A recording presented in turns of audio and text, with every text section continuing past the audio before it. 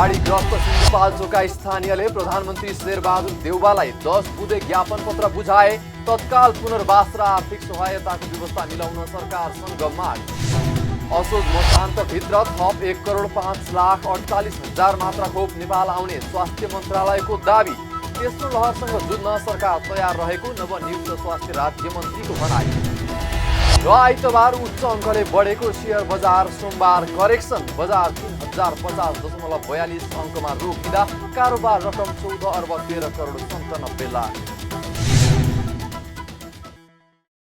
हामी छौं पल पल तपाईसँग, हिमाल पहाड तराईसँग, साथ छ हाम्रो बढ्ने कदमलाई। सलाम छ ती पोरखी हातहरूलाई, जिन्दगी सजाइदिन्छौँ हामी, हर सासको साथी बन्छौँ हामी। सुरक्षा अनि समृद्धि प्राण छ हाम्रो। आफू पनि बचौं, अरूलाई पनि बचाऊ। आजै नेपाल लाइफमा जीवन बिमा गरौँ। हामी हौं नेपाल लाइफ। नेपाल लाइफ, किनकि जीवन अमूल्य छ।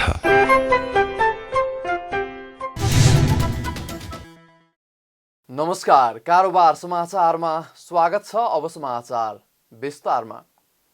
बाढीग्रस्त सिन्धुपाल्चोकको मेलम्ची, हेलम्बु र पाँचपोखरीका स्थानीयले तत्काल पुनर्वासको व्यवस्था मिलाउन सरकारसँग माग गरेका छन्। मेलम्ची, हेलम्बु र पाँचपोखरीका स्थानीयले सोमबार प्रधानमन्त्री शेरबहादुर देउवालाई 10 बुँदे ज्ञापन पत्र बुझाउँदै तत्काल पुनर्वासको व्यवस्था हुने गरी आर्थिक सहायताको उचित व्यवस्था गर्न माग गरेका हुन्। प्रधानमन्त्री निवास बालुवाटार पुगेका उनीहरूले केपी ओली नेतृत्वको अघिल्लो सरकार र स्थानीय सरकारले आफूहरूलाई राहत दिने विषयमा चासो नदिएपछि आफूहरू बिचल्लीमा परेको उल्लेख गर्दै उचित राहतको व्यवस्था गर्न प्रधानमन्त्री देउवाको ध्यानआकर्षण गराएका थिए। ओली नेतृत्वको अघिल्लो सरकार र स्थानीय सरकारले बाढी पीडितहरूको पीडालाई सम्बोधन नगरेपछि पुनर्वाससहितको उचित राहतको व्यवस्था गर्न प्रधानमन्त्रीलाई भेटेरै ध्यानआकर्षण गराइएको मेलम्चीका बाढी पीडित सागर कुमार श्रेष्ठले बताउनुभयो। उहाँले अघिल्लो सरकारले पीडितलाई राहत दिने काममा कुनै गम्भीरता नदेखाएको भन्दै आक्रोश समेत व्यक्त गर्नुभयो। मेलम्चीलाई विपद सङ्कटग्रस्त क्षेत्र घोषणा गर्ने नयाँ सरकारको निर्णयले मेलम्ची बाढी पीडितहरूले राहतको महसुस गरेका छन्। मेलम्चीलाई महत्त्वका साथ लिएकोमा नयाँ सरकार र प्रधानमन्त्रीज्यूप्रति सिङ्गो मेलम्ची बाढी प्रभावित आभारी छौँ। प्रधानमन्त्रीज्यूलाई समय मिलाएर बाढी प्रभावित क्षेत्रको स्थलगत निरीक्षणका लागि समेत निमन्त्रणा गर्दै स्वागतका लागि हामी आतुर रहेको पनि अवगत गराउँदछौँ। मेलम्ची बाढी प्रभावितका माग संक्षिप्तमा: 1. मेलम्ची बाढी प्रभावित क्षेत्रमा थप क्षति हुन नदिन तत्काल तटबन्धको व्यवस्था गरियोस्। 2. नदीलाई पुरानै धारमा कायम गरियोस्। 3. बाढीमा पुगेका घर र खेत जगाउन माटो व्यवस्थापन एक्सकाभेटर मार्फत जमिनको सतह मिलाउने प्रबन्ध गरियोस्। 4. बाढीले घरबारहीन भएका रोजीरोटी गुमाएका व्यवसायमा क्षति पुगेकाहरूका लागि उचित आर्थिक प्याकेजको व्यवस्था गरियोस्। 5. बैंकबाट ऋण लिएर लगानी गरेर व्यवसाय गरिरहेकाहरूलाई ब्याज बिना र सहुलियतको व्यवस्था मिलाइयोस्। 6. किसान, उद्योगी, व्यापारी, विद्यार्थीका लागि अल्पकालीन र दीर्घकालीन राहत प्याकेज घोषणा गरियोस्। 7. मेलम्ची र हेलम्बुमा तत्काल बेली ब्रिजको व्यवस्था गरियोस्। पीडितहरूले घरबार विहीन भएका, रोजीरोटी गुमाएका, व्यवसायमा क्षति पुगेकाहरूलाई तत्काल आर्थिक राहतको प्रबन्ध गर्न माग गरेका छन्। त्यसैगरी प्रभावित क्षेत्रमा थप क्षति हुन नदिन तत्काल तटबन्ध निर्माण गर्न पनि सरकारको गम्भीर ध्यान आकर्षण गराइएको स्थानीय श्रेष्ठले बताउनुभयो। पीडितहरूले मेलम्ची नदीलाई पुरानै धारमा कायम राख्न, बैंकबाट ऋण लिएर लगानी गरी व्यवसाय गरेकाहरूको ब्याज मिनाहा गर्न, विद्युत महसुलमा छुट दिन, त्यहाँका उद्योगी, व्यापारी, विद्यार्थीका लागि अल्पकालीन र दीर्घकालीन राहतको घोषणा गर्न पनि प्रधानमन्त्री देउवासँग आग्रह गरेका छन्। असार 1 गतेको बाढीले प्रभावित भयो भन्ने कुरा यहाँ सबैले जगजाहेर छ। आज 40 दिनसम्म पनि खास गरेर स्थानीय सरकारले बाढीग्रस्त क्षेत्रमा आफ्नो जिम्मेवारी निर्वाह गर्नुपर्ने कुराबाट भाग्न खोजेको कारणले गर्दाखेरि आज हामी बाध्य भएर प्रधानमन्त्रीज्यूलाई खासमा चाहिँ हामी सरकारलाई प्रधानमन्त्रीलाई बधाई पनि दिन्छौँ र प्रधानमन्त्रीज्यूलाई चाहिँ कम्तीमा बाढीग्रस्त क्षेत्रको अवलोकनको लागि चाहिँ आग्रह गर्ने र त्यहाँका प्रभावित स्थानीयहरूलाई चाहिँ सरकारको तर्फबाट कम्तीमा बृहत परियोजना मार्फत चाहिँ त्यहाँका प्रभावितहरूको पुनर्निर्माणका लागि ठोस पहल गर्नका लागि आग्रह गर्ने हेतुले हामी आज उनीहरूले सरकारले सिन्धुपाल्चोकलाई विपदग्रस्त क्षेत्र घोषणा गरेकोमा धन्यवाद समेत दिएका थिए। उनीहरूले प्रधानमन्त्री देउबालाई बाढीग्रस्त क्षेत्रको अवलोकन गर्न पनि माग गरेका छन्। गत असार 1 गते आएको बाढीका कारण मेलम्ची, हेलम्बु र 5 पोखरीमा दर्जनौको ज्यान गएको थियो भने कैयौं घरबारविहीन हुनुको साथै उनीहरूको हजारौं रोपनी खेतीयोग्य जमिन बगरमा परिणत भएको छ। स्वास्थ्य तथा जनसङ्ख्या राज्यमन्त्री उमेश श्रेष्ठले सरकारको पहिलो प्राथमिकता कोभिड-19 विरुद्धको खोप उपलब्ध गराउने बताउनु भएको छ। सोमबार प्रतिनिधि सभा अन्तर्गतको शिक्षा तथा स्वास्थ्य समितिमा बोल्दै राज्यमन्त्री श्रेष्ठले सरकारको प्राथमिकता कोभिड-19 विरुद्धको खोप उपलब्धता गराउने भएकाले अनुदान, ऋण अथवा किनेरै भए पनि सबै नेपालीलाई खोप उपलब्ध गराइने बताउनुभयो। नवनियुक्त राज्यमन्त्रीले आइतबार एडिबी र विश्व बैंकसँग ऋण लिनका लागि हस्ताक्षर गरेको पनि जानकारी दिनुभयो। अहिलेको पहिलो प्राथमिकता भनेको सबै जनमानसहरूलाई 60% चाहिँ जनमानसहरूलाई चाहिँ हामीले खोप ल्याउन सक्यो भने चाहिँ राम्रो हुन्छ भनेर त्यो खोप ल्याउने जसरी ल्याउँ, ऋणबाट ल्याउँ। हिजो भर्खरै मैले एउटा चाहिँ साइन गरेको छु एडिबी र वर्ल्ड ब्याङ्कबाट चाहिँ हामीले लिने भनेर, त्यो सर्टेन ऋण लिने भनेर। त्यसको अलावा चाहिँ हामीले किनेर ल्याउँ, अनुदानमा ल्याउँ र यो चाँडोभन्दा चाँडो खोप ल्याएर खोपको व्यवस्थापन चाहिँ गर्न जरुरी छ भन्ने देखाएको छ। राज्यमन्त्री श्रेष्ठले कुन कुन ठाउँबाट खोप दिइँदैछ भन्ने सम्बन्धमा मन्त्रालयमा कल सेन्टर स्थापना गर्न निर्देशन दिइसकेको बताउनुभयो। कोभिड विरुद्धको खोप लगाएको प्रमाणित गर्न धेरै भिड भएको भन्दै उहाँले सबै जिल्लाहरूबाट प्रमाणित गर्न सकिने गरी व्यवस्था मिलाउने पनि बताउनुभयो। त्यसैगरी फ्रन्टलाइनमा काम गर्ने सवारी चालक, सहचालकदेखि शिक्षकहरूलाई खोपको उपलब्धता गराउने पनि उहाँले बताउनुभयो। अहिले तुरुन्तै हेर्ने भने एउटा हाम्रो कुन कुन ठाउँमा खोप दिँदैछ, कुन कुन ठाउँमा खोप चाहिँ दिँदैछौँ भनेर एउटा इन्फर्मेसन सेन्टर पनि हाम्रो मन्त्रालयमा पनि मैले भनिसकेको छु कि एउटा कहाँ चाहिँ खोप दिँदैछ, के हुँदैछ, कुन ठाउँमा चाहिँ जाने हो भने एउटा कल सेन्टर जस्तो हामीले स्थापना गर्नुपर्छ र अहिले भएको हाम्रा कमी कमजोरीहरूलाई सुधार गर्ने व्यवस्थापकीय कमी कमजोरीहरूलाई, जसमा लाइन देखिया छ। सर्टिफिकेसनको लागि पनि त्यहाँ धेरै ठुल्ठुलो लाइन भएको हुँदाखेरि अहिले नै यहाँ चाहिँ मन्त्रालयबाट के भएको छ भन्दाखेरि जिल्लाबाट पनि दिन सकिने। सर्टिफिकेसन भनेको खोप कार्डलाई नै त्यसलाई भ्यालिड गरिदियो भने भइहाल्यो। वा जिल्लाबाट गएर ठाउँमा अहिले 5 ठाउँ भएको ठाउँमा 20 ठाउँमा बनाऊ। अझै खोप केन्द्र पनि हामीसित जति खोप यहाँ चाहिँ स्टक छ त्यो यहाँ नराखौँ, ठाउँ ठाउँमा दिउँ। 50 वर्षभन्दा माथिकोलाई, जस्तो कि एकदमै फ्रन्ट लाइनमा काम गर्नेहरू, त्यसलाई नम्बर 1 प्रायोरिटी राखेर दिनु पऱ्यो।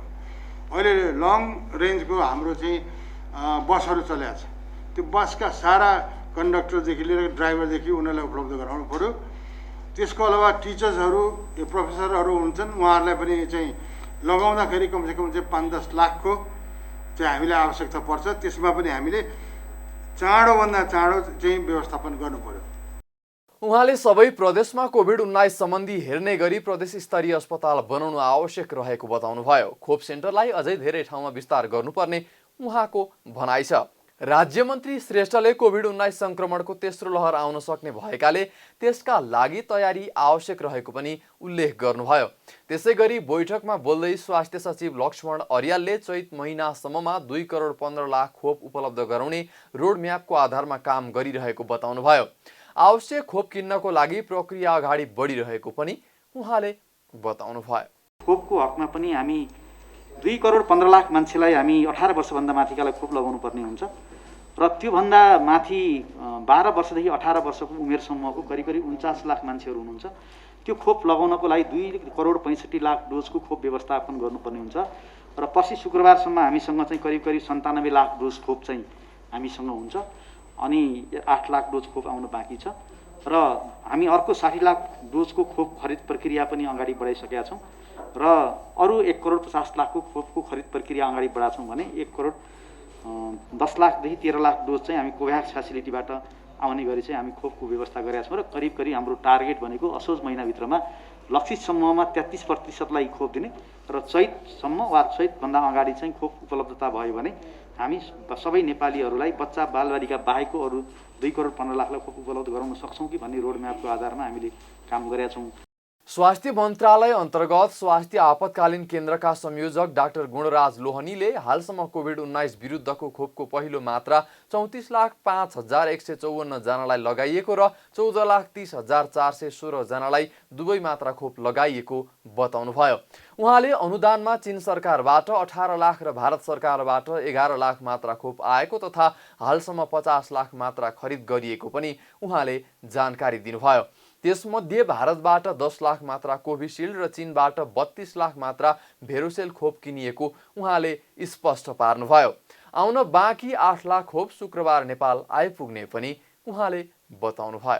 अहिलेसम्म खोपको प्राप्त गरेको चाहिँ 97,82,850 मात्र हो। यो तीनटा तरिकाबाट प्राप्त भएको छ। एउटा कोभ्याक्स सुविधा, अर्को वैदेशिक अनुदान र अर्को खरिद गरिएको छ।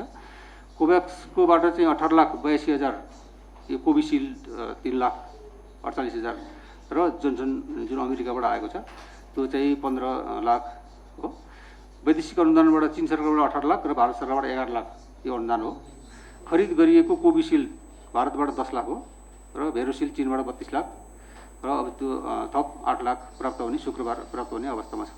उहाँले असोज मसान्तभित्र थप 1,05,48,000 मात्रा खोप कोभ्याक्स सुविधा अन्तर्गत वैदेशिक अनुदान र खरिद मार्फत नेपाल आउने पनि बताउनुभयो। ऊर्जा जलस्रोत तथा सिंचाई मन्त्री पम्फा भुसालले गरिबीको रेखामुनि रहेका जनतालाई निशुल्क विद्युत उपलब्ध गराउने बताउनु भएको छ।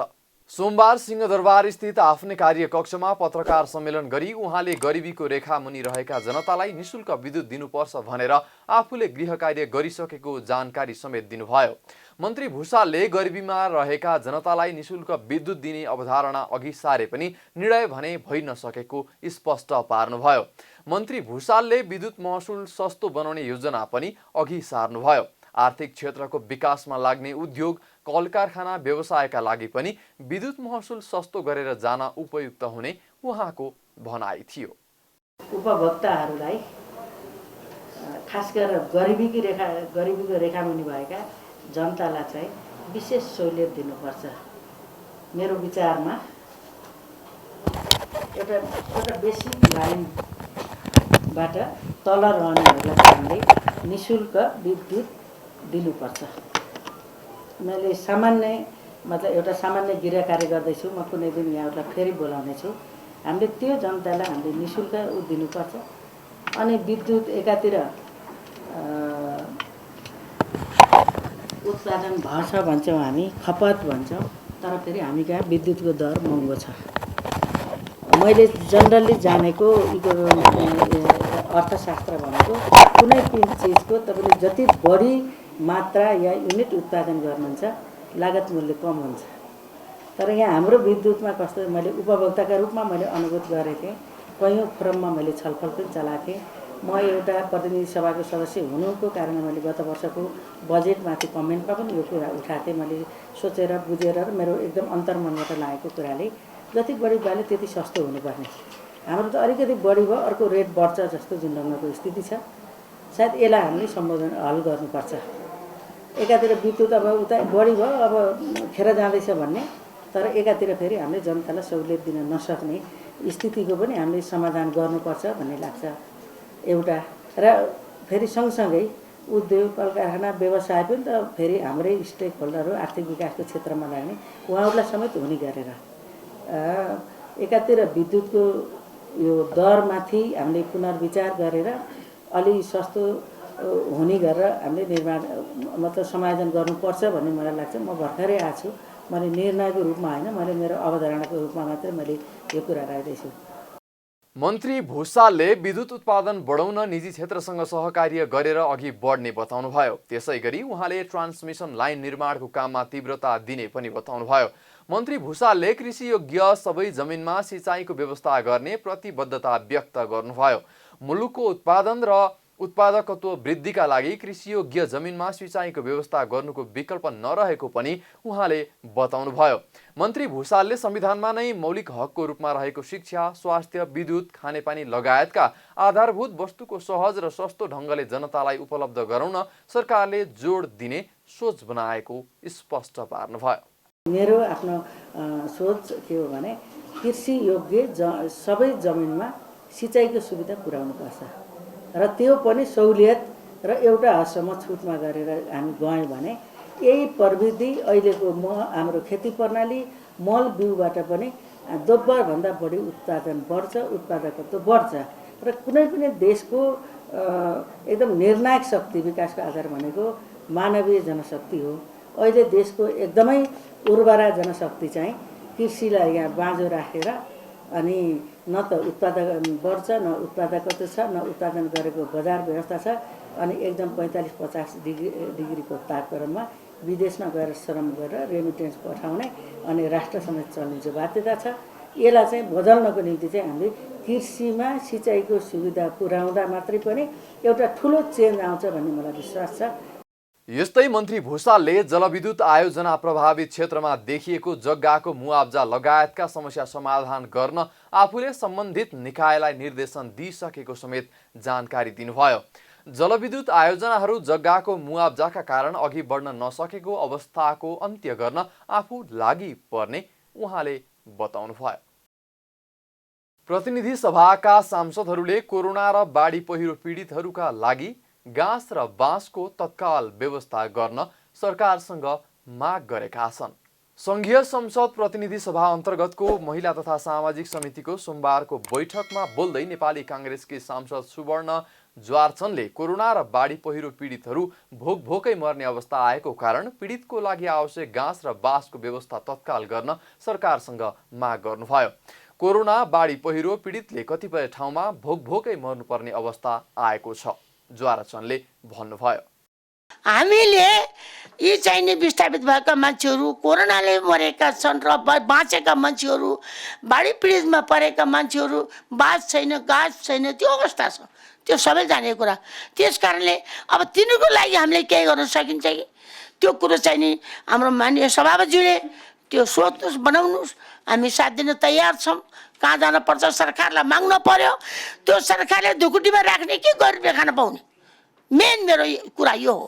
भोकै बस्ने मान्छे भोकै मरेका छन्, कसले देला भनेर एक घाँस एउटा रोटीको लागि बाघ दौड गरेका छन्। केही चाहिँ नि साथीहरूले खुवाउने व्यवस्था गर्नुभएको छ, खुवाउनु भएको छ, त्यो सराहनीय पनि कुरा हो। त्यस कारणले हामी बरु सरकारमा जानलाई एउटा ज्ञापन तयार गरौँ।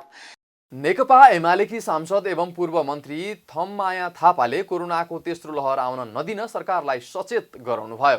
बालबालिकाहरू दुर्व्यसनीमा फस्ने क्रम कोरोना कालमा झनै बढ्दै गएको उल्लेख गर्दै उहाँले त्यसो हुन नदिन सरकार सजग हुनुपर्ने पनि स्पष्ट पार्नुभयो।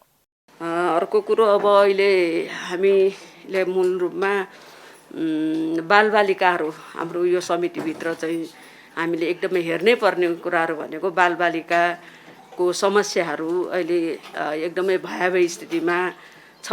अघि हाम्रो यो लकडाउनको कारणले गर्दाखेरि घरै बस्नुपर्ने, स्कुलमा गएर पढ्न नपाउनेमा धेरै असर परिरहेको स्थिति पनि छ हैन।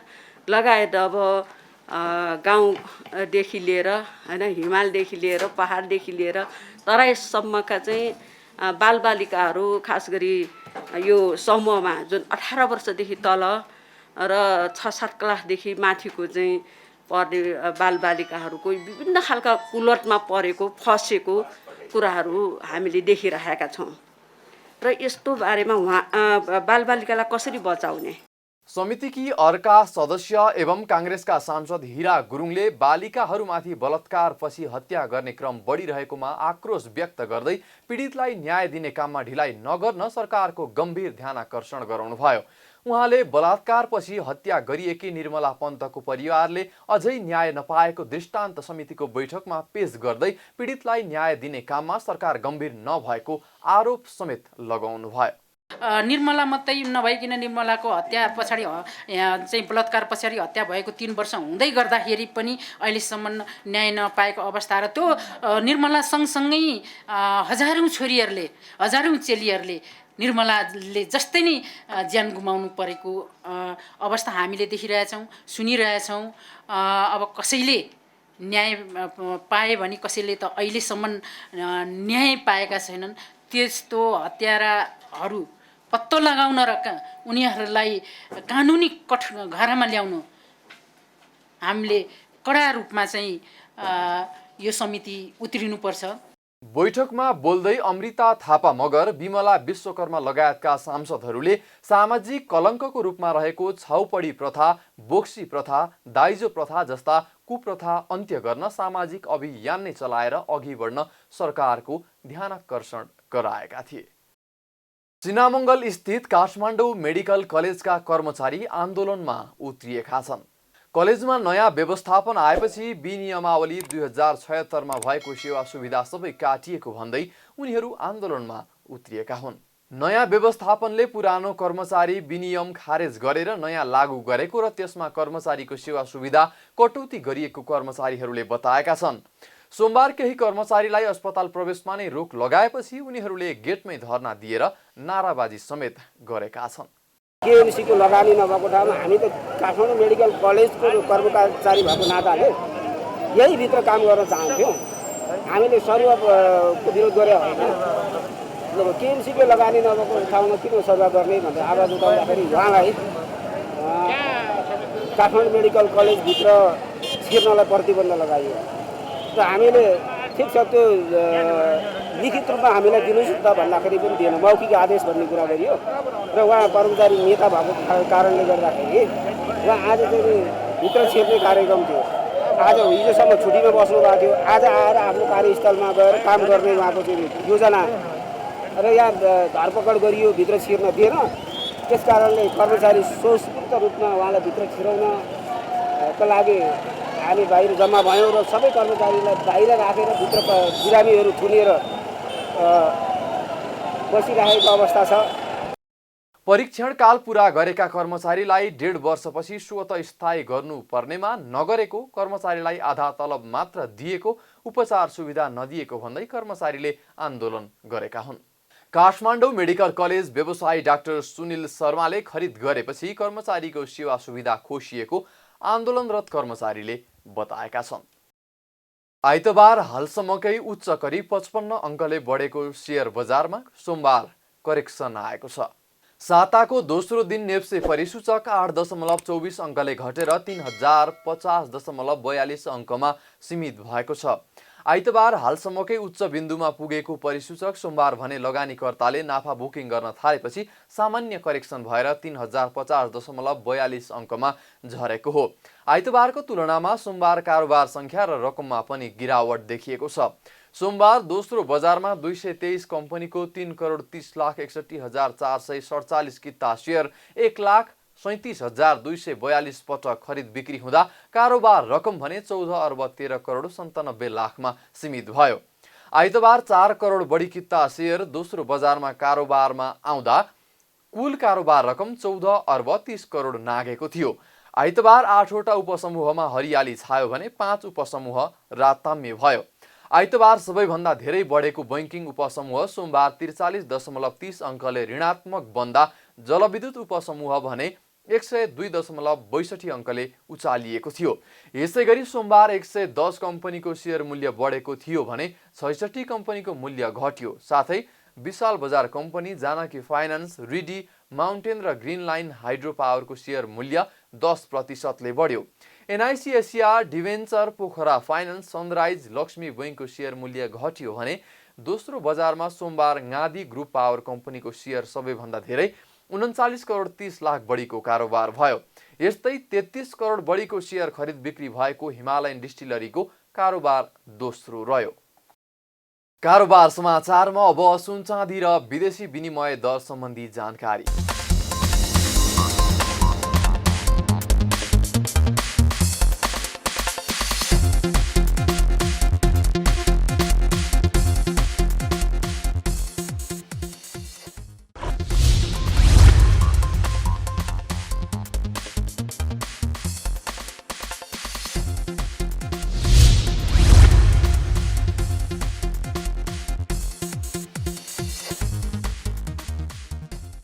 बिदा हुनुअघि अहिलेसम्मका प्रमुख समाचार फेरि एकपटक। बाढीग्रस्त सिन्धुपाल्चोकका स्थानीयले प्रधानमन्त्री शेरबहादुर देउवालाई 10 बुँदे ज्ञापन पत्र बुझाए। तत्काल पुनर्वास र आर्थिक सहायताको व्यवस्था मिलाउन सरकारसँग माग। असोज मसान्तभित्र थप 1,05,48,000 मात्रा खोप नेपाल आउने स्वास्थ्य मन्त्रालयको दाबी। तेस्रो लहरसँग जुझ्न सरकार तयार रहेको नवनियुक्त स्वास्थ्य राज्य मन्त्रीको भनाइ। र आइतबार उच्च अङ्कले बढेको सेयर बजार सोमबार करेक्सन। बजार 3050.42 अङ्कमा रोकिँदा कारोबार रकम 14,13,97 लाख। कारोबार समाचार सकियो। हामीलाई बिदा दिनुहोस्। नमस्कार।